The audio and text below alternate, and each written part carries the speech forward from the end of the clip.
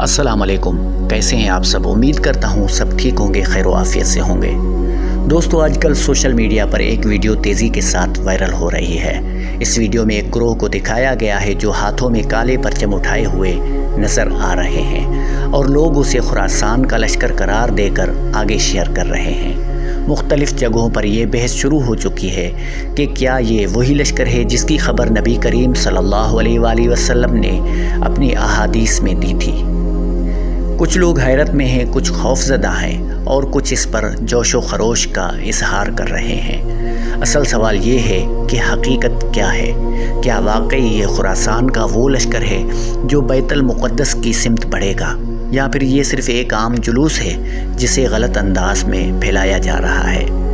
اسی لیے آج کی اس ویڈیو میں ہم اس معاملے کو تفصیل سے دیکھیں گے اور ہم جاننے کی کوشش کریں گے کہ احادیث میں خراسان کے لشکر کا ذکر کس پہلو سے ہوا اور علماء اس بارے میں کیا رائے رکھتے ہیں، اور جو مناظر اس ویڈیو میں دکھائے جا رہے ہیں ان کا اس پیش گوئی سے کوئی تعلق ہے بھی یا نہیں۔ لہٰذا دوستو، اس ویڈیو کو آخر تک ضرور دیکھیں تاکہ آپ بخوبی جان سکیں کہ حقیقت کیا ہے اور افواہ کہاں تک ہے۔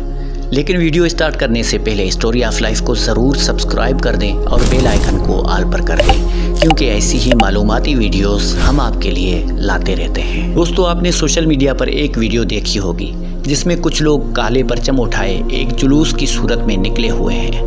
کچھ افراد اس ویڈیو کو خراسان کے لشکر کا آغاز قرار دے رہے ہیں۔ کہیں خوف ہے، کہیں خوشی اور کہیں تجسس کہ یہ وہی لشکر ہے جس کا ذکر احادیث میں ملتا ہے۔ نبی کریم صلی اللہ علیہ وآلہ وسلم کی معتبر احادیث میں اشارہ دیا گیا ہے کہ آخری زمانے میں مشرق کی سمت سے ایک لشکر نکلے گا جو کالے پرچم اٹھائے ہوگا۔ یہ عام لوگ نہیں ہوں گے، بلکہ یہ ایک بڑی تحریک کا حصہ ہوں گے جو ظلم کے اندھیروں کو چیر کر حق کا پرچم بلند کریں گے۔ ان کا مقصد ہوگا بیت المقدس یعنی یروشلم کی آزادی۔ یہاں ایک بات یاد رکھیں کہ خراسان صرف ایک صوبہ نہیں تھا، بلکہ ایک بہت بڑا خطہ تھا جس میں افغانستان، ایران کا مشرقی حصہ، وسطی ایشیا اور شمالی پاکستان تک شامل تھے۔ اسی لیے علماء کہتے ہیں کہ خراسان کا لشکر کسی ایک ملک یا قوم سے نہیں جڑا ہوگا، بلکہ ایک بڑی دینی تحریک ہوگی۔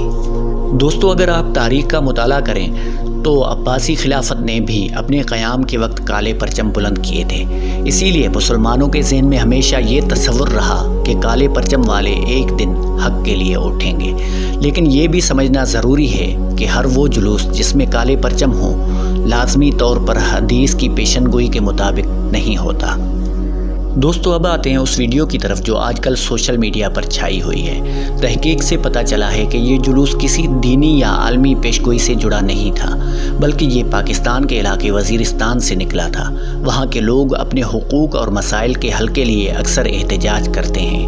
اسی طرح یہ جلوس بھی صرف ایک احتجاجی ریلی تھی جس میں لوگوں نے کالے پرچم اٹھائے ہوئے تھے، یعنی اس کا بیت المقدس یا خراسان کے لشکر کی پیشگوئی سے کوئی تعلق نہیں تھا۔ افسوس کہ سوشل میڈیا پر کچھ افراد نے بغیر تحقیق کے اسے خراسان کے لشکر کا آغاز قرار دے دیا۔ دوستو، یہاں ہمیں ایک بڑی نصیحت ملتی ہے کہ ہر وائرل خبر کو فوراً مان لینا درست نہیں۔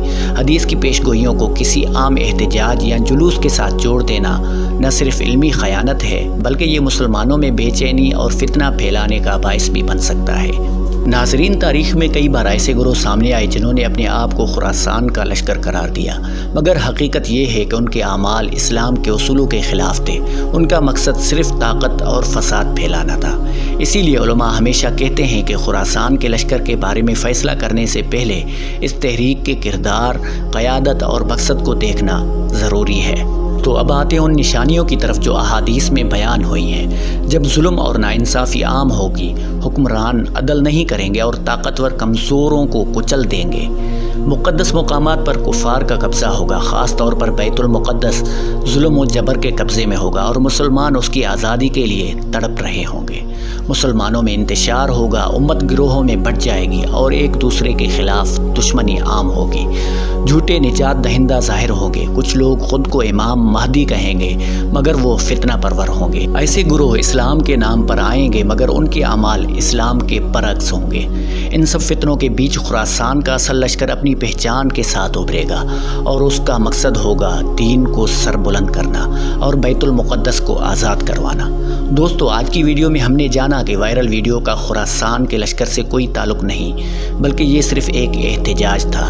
لہٰذا ہمیں چاہیے کہ ہر خبر پر یقین کرنے سے پہلے تحقیق کریں اور سچ اور افواہ میں فرق سمجھیں۔ دوستو، اگر آپ چاہتے ہیں کہ امت مسلمہ کے یہ اہم موضوعات آپ تک پہنچتے رہیں تو ابھی ہمارے چینل اسٹوری آف لائف کو سبسکرائب کر دیں، کیونکہ ہم ایسی ہی معلوماتی ویڈیوز آپ کے لیے لاتے رہتے ہیں۔